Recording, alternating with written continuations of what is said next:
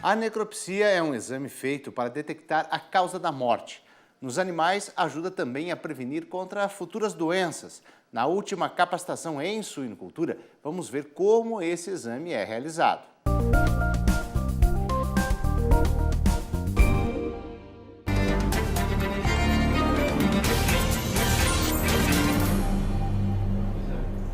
Olá pessoal, nós vamos falar agora sobre necrópsia, coleta e envio de material para exames.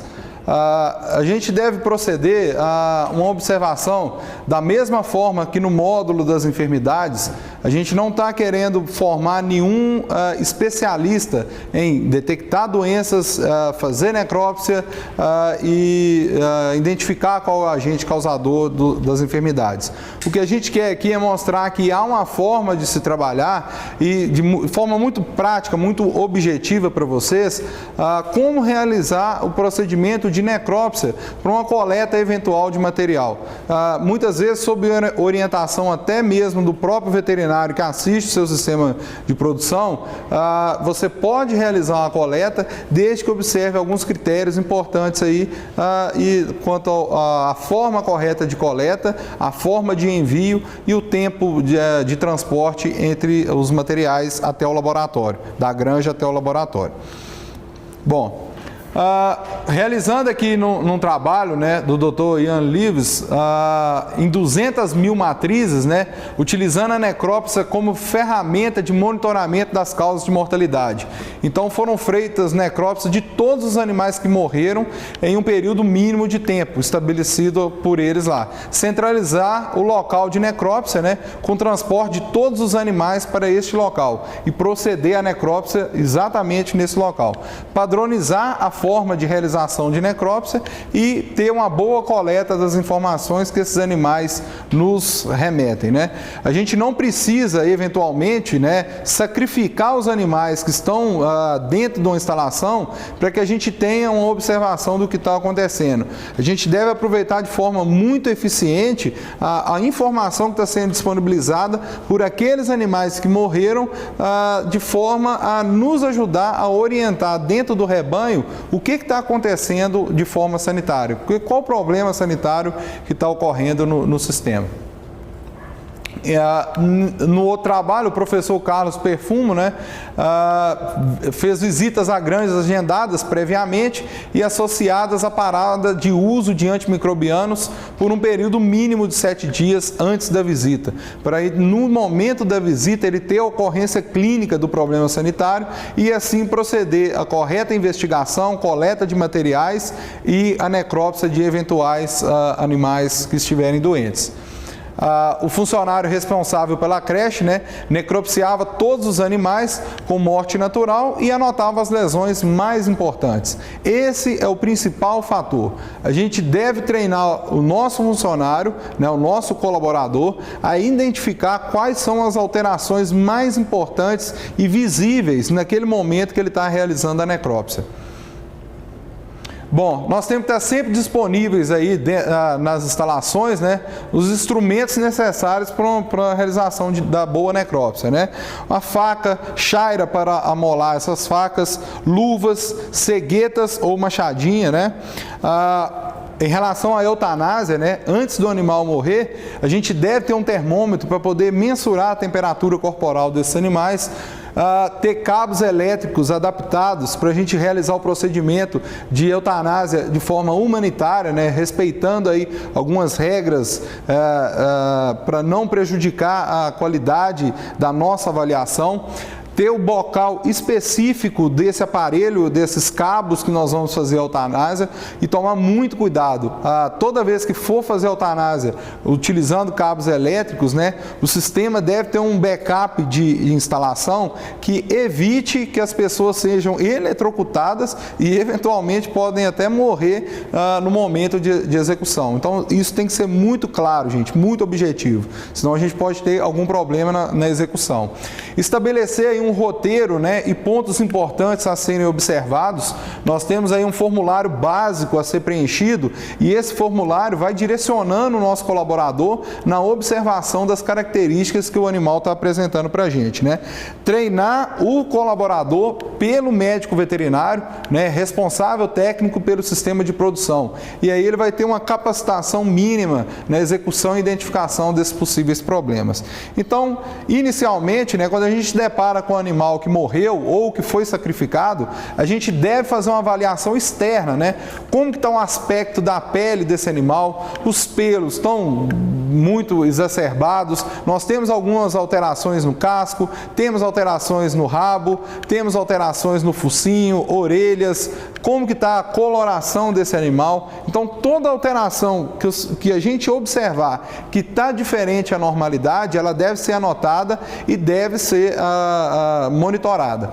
Hoje, com os diversos equipamentos eletrônicos que a gente tem disponível aí no mercado, nós podemos ter uma máquina fotográfica também dentro do sistema e proceder à fotografia desses animais, identificar esses animais no formulário e realizar a fotografia e posteriormente o veterinário vai checar as informações que foram coletadas e alinhar com o colaborador o que está sendo realizado, se está da forma correta.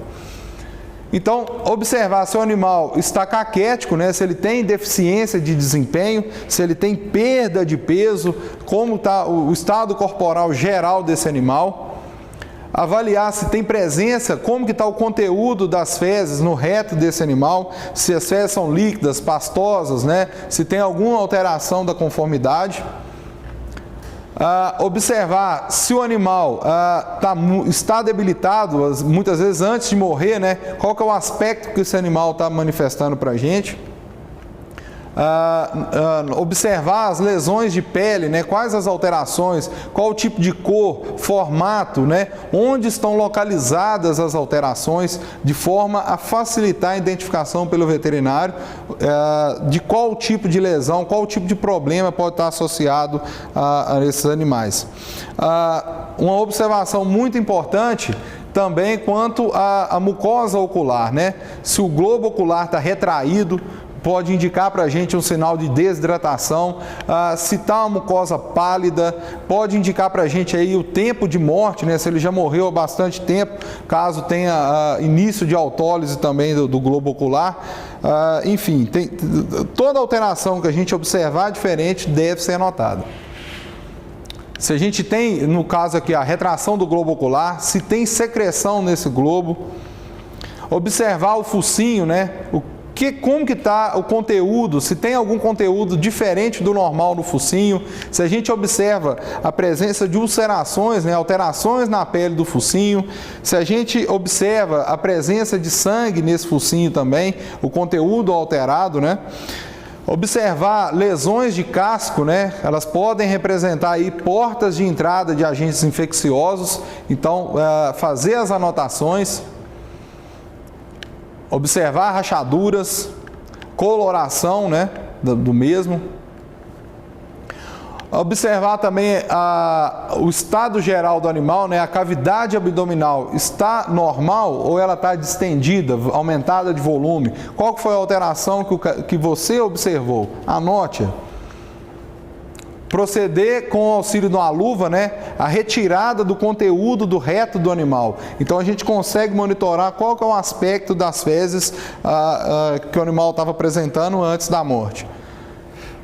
Observar a alteração no tamanho e na forma dos linfonodos, né? A gente tem uma cadeia de linfonodos disposta no corpo do animal e é importante identificar onde estão localizados esses linfonodos e ver qual que é o tamanho correto dos mesmos e ver se tem alguma alteração.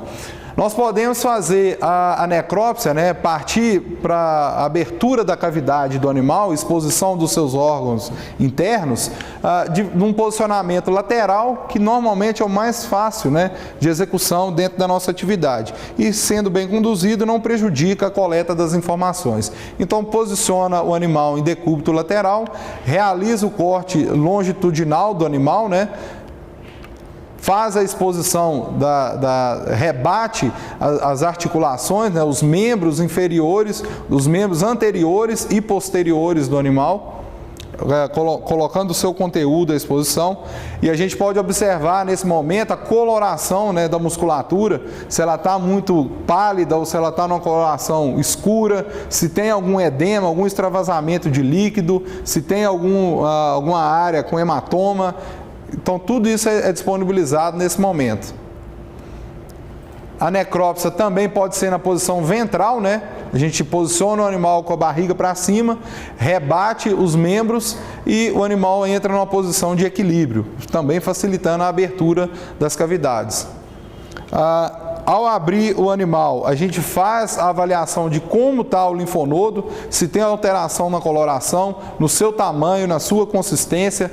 Nós podemos aí, com o auxílio da faca, né, expor esse linfonodo e ver se ele está infartado, né, aumentado de tamanho, com a coloração avermelhada escura. Se a gente tem aí ao corte, né, como que está a disposição desse linfonodo. Ao corte ele tem alguma área dura, alguma área rígida, a gente deve anotar. Tem alguma área que você viu que está com coloração diferente, tem presença de pus, de conteúdo anormal ao que deveria conter no linfonodo?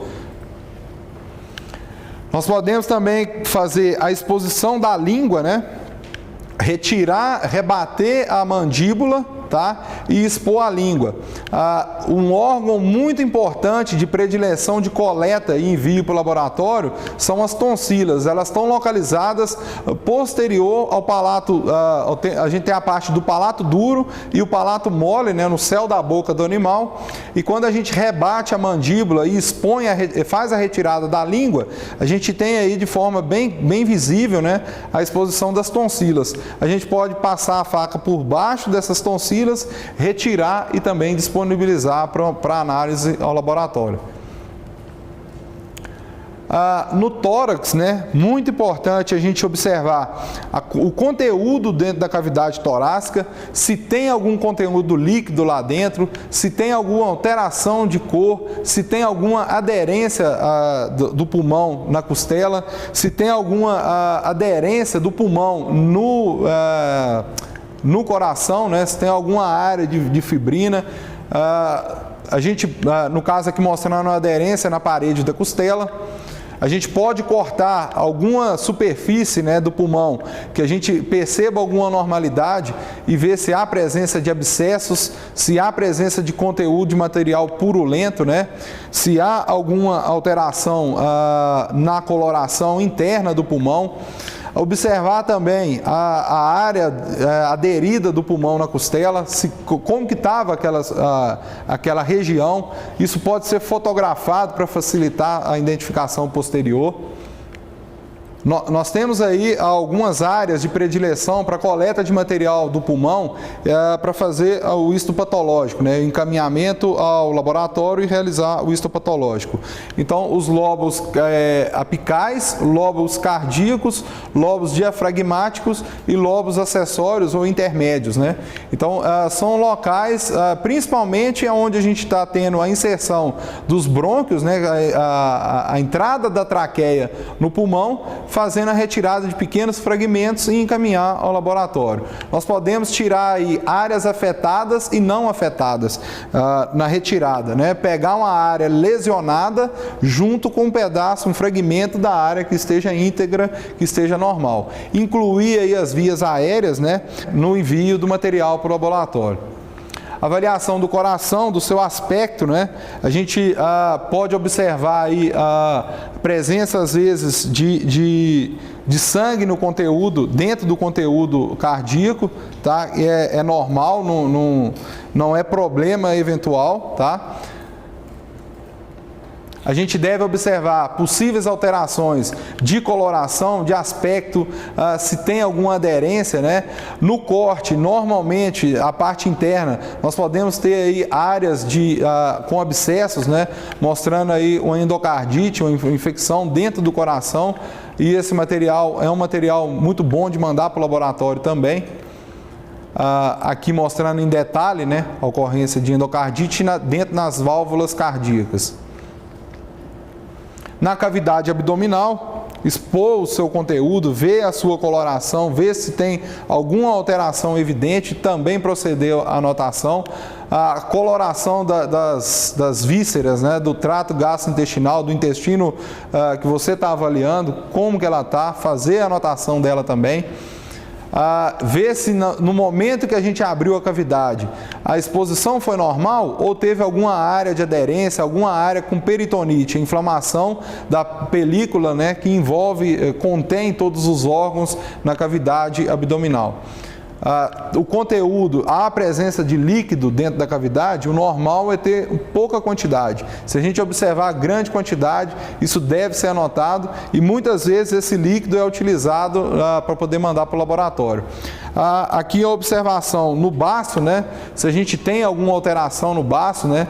Um baço normal, ele estaria mais ou menos nesse volume aqui e aspecto. Então nós temos aqui alteração na consistência e no tamanho do órgão, né? Ao corte aí nós podemos mandar para o histopatológico também para poder ver se temos alguma alteração significativa. Avaliação do fígado, né?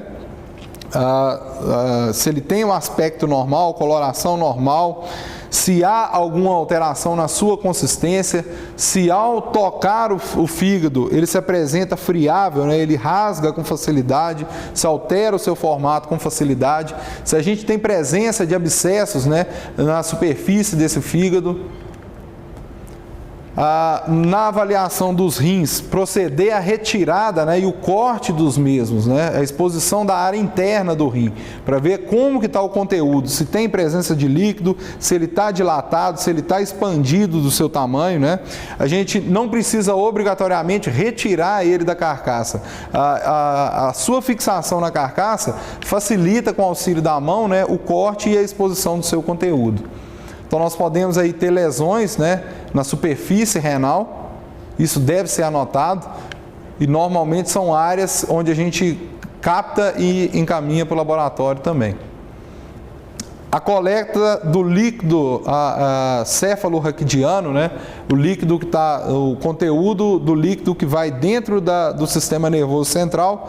Então, a gente, com a exposição, a retirada da língua, né, nós podemos movimentar a articulação da cabeça e identificar a articulação atlanto-occipital, que é onde tem um forame que nos possibilita a introdução da agulha e coleta do líquido cefalorraquidiano.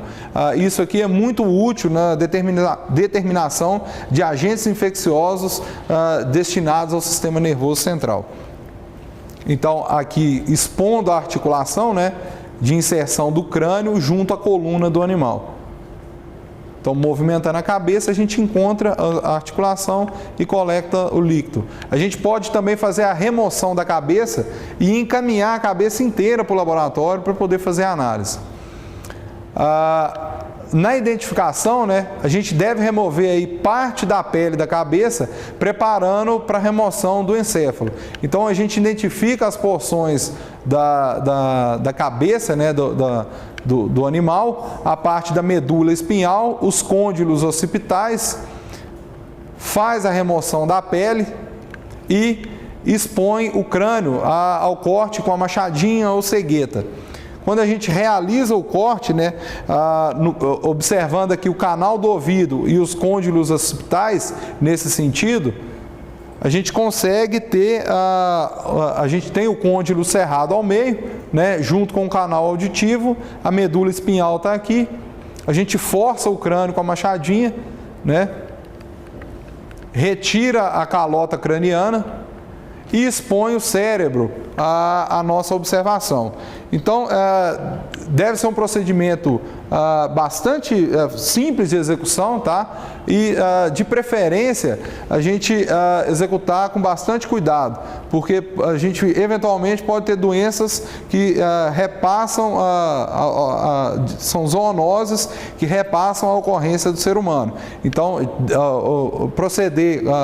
todo o procedimento, né, lógico, deve ser observado com a presença de luva, né, uso de material de proteção individual para poder realizar a necrópsia.